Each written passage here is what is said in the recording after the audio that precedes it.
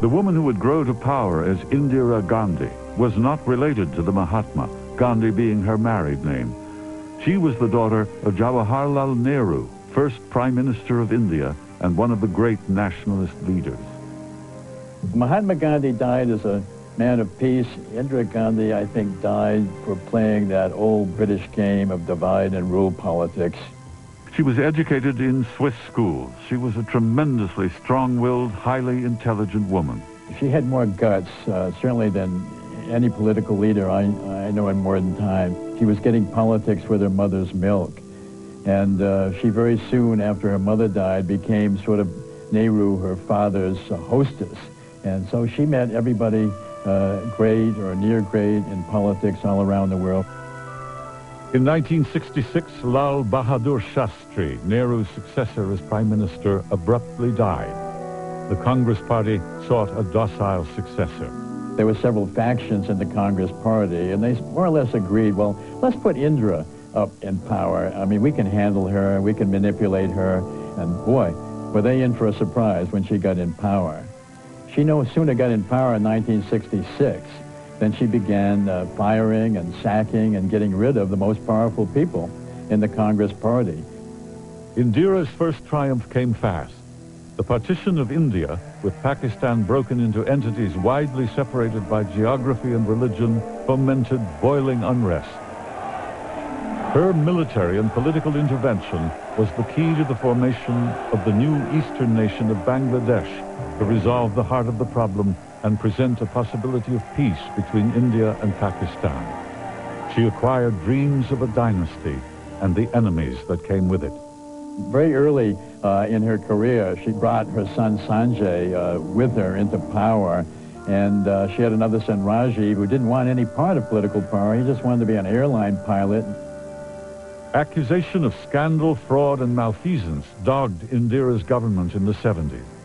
To preserve her dreams of a Nehru dynasty, she refused to step aside, declaring a national emergency.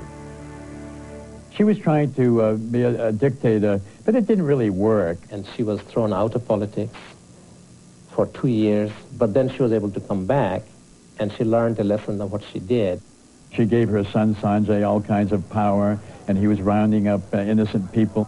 Indira Gandhi leaned on Sanjay a lot. She trusted him. She trusted his political instincts, and he could make deals, and he could appeal to the dark side of people. When he was killed in a plane accident in 1980, this was a devastating blow for Indira Gandhi.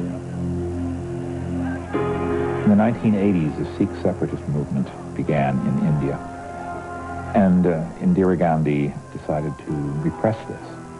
And in so doing, she committed a terrible error, horrible error, a fatal error, in fact, that probably led to her assassination. She duplicated, in many respects, the massacre in Amritsar by Dyer in 1919. The Sikhs wanted to take a more militant action, and they gathered themselves in the holiest temple of the Sikhs at Amritsar, and they were armed. And they were taking, their actions in demand for independence. So Indira Gandhi ordered 70,000 troops to root out these people from the Golden Temple. Several hundred of the Sikh militants were killed. There were bullet holes all over sacred shrines. One of the sacred wings of the temple was completely destroyed. Some important Sikh documents, religious documents, were destroyed. This was Operation Blue Star, and this is the event that led directly to her assassination. Everybody knew there was a price on her head, that the Sikh militants were going to do something to avenge what they saw as a major insult to their religion. The Sikhs erupted into huge demonstrations, and it was logical to purge her guard of Sikhs. One of her closest bodyguards was called Jait Singh, and he had traveled with her to the United States, traveled with her to the Soviet Union, and her advisor said, look, you got to get rid of Jait Singh, he's a Sikh. And she said, no, I'm not going to do that. He's been loyal, he's been with me for years. In a clairvoyant, fatalistic moment, Indira said, if I die, every drop of my blood will invigorate the nation.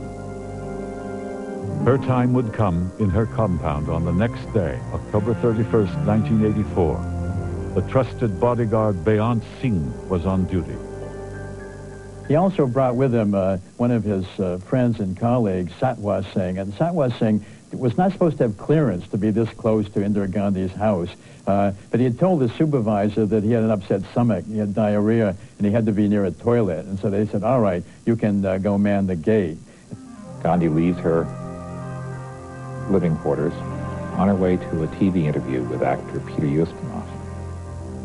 She walks down the gravel path, gets to a point at which two guards are standing at attention in front of her, Beyant Singh and Satwant Singh. She says namaste to them, meaning greetings, and expects a kind of a friendly greeting in return. Instead, Beyant pulls out a revolver, a .38 revolver, and shoots her point blank. She falls to the ground. Satwant Singh takes his automatic weapon and fires 30 rounds into her prostrate body. The very last thoughts of Indira Gandhi might have been for her last son, who might now step forward to take his place in the line of murdered Gandhis.